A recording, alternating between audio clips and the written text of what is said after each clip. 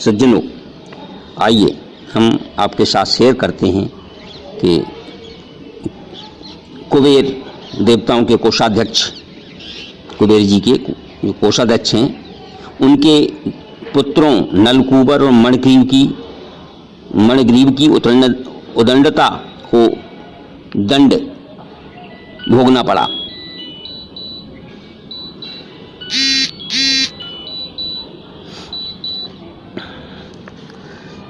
क्यों भोगना पड़ा? ये श्रीमद् भागवत में कथा आती है।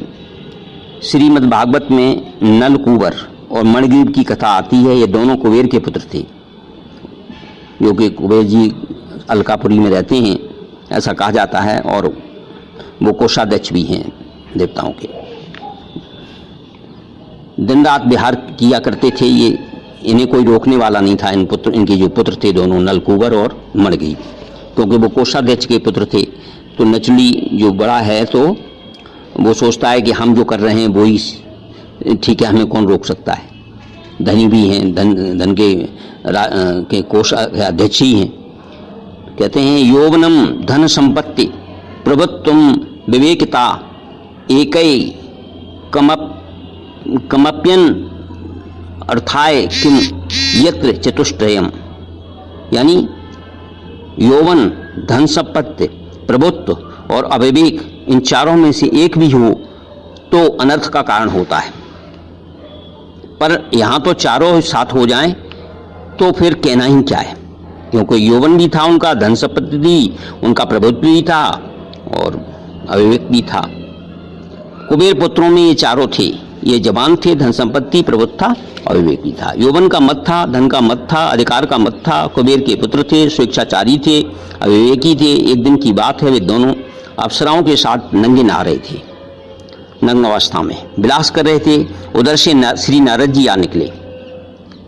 श्री नारद जी को देखते ही स्त्रियां तो जल्दी बाहर निकल गईं और वस्त्र पहन लिए, किंतु ये दोनों बड़े उदंड थे और उसी तरह नंगे खड़े रहे। नारद जी ने कहा, तुम दोनों जड़ की बात खड़े हो, जाकर वृक्ष हो जाओ। प्रश्न होता है, ऋषिमुनि तो क्षमाशील होते हैं, बुरा करने वाले का भी भला करते हैं।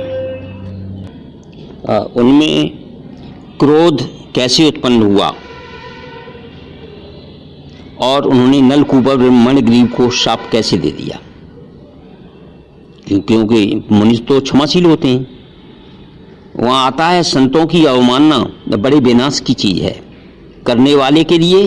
दूसरी बात, जब धन में, राज्य में, अधिकार में, सफलता में आदमी अंधा हो जाता है, तब जब तक उसके पास ये चीजें रहती हैं तब तक उसका अंधापन नहीं मिटता है। उसको अहम हो जाता है कि हमारा कोई क्या कर सकता है, हमारे पास तो सब कुछ है, हम उससे सब ठीक कर लेंगे। लेकिन उसे प्रेम पूर्वक समझाने का प्रयत्न किया जाए तो वह उल्टा नाराज हो जाता है, बिगड़ खड़ा होता है। ऐसी अवस्था में उसकी दवा यही है कि वह वस्तु उसके पास न रहे। जो धन दुर्मदांध होते हैं, जिनके धन के मद ने अंधा कर दिया है, अपनी सफलता के नशे में जो बिल्कुल पागल हो रहे हैं, अंधे हो रहे हैं, ऐसे दुष्टों के लिए दरिद्रता ही परम औषधि है।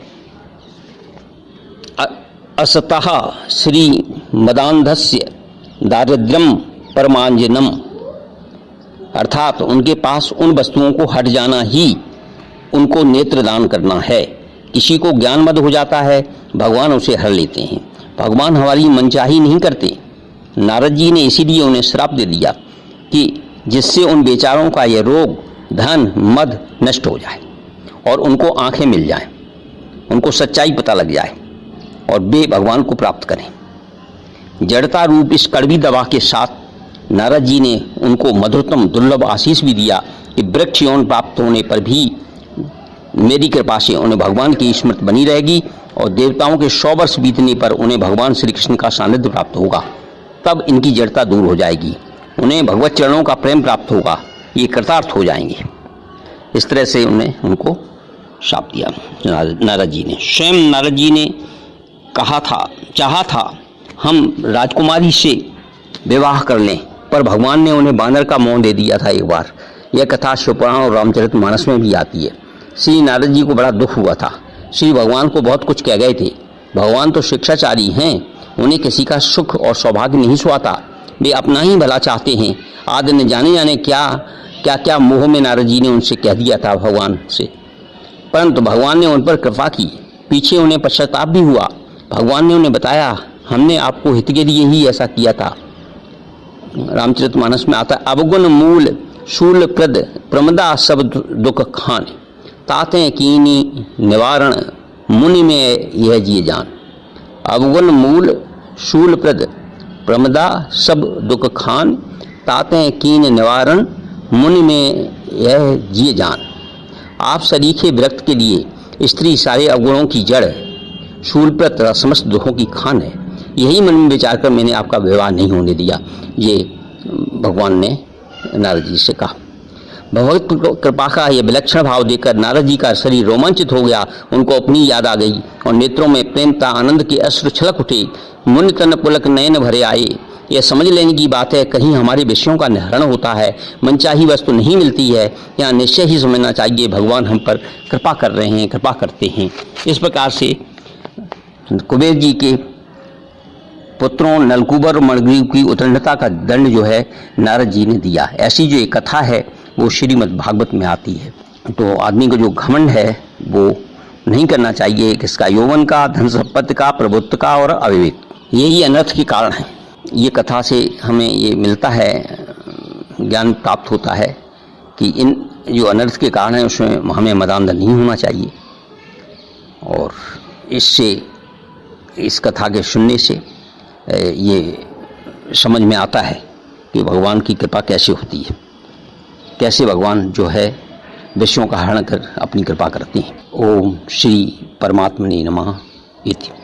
यदि आपको ये हमारा वीडियो पसंद आता है तो कृपया से लाइक करें, शेयर करें और सब्सक्राइब करने की धन्यवाद। इति।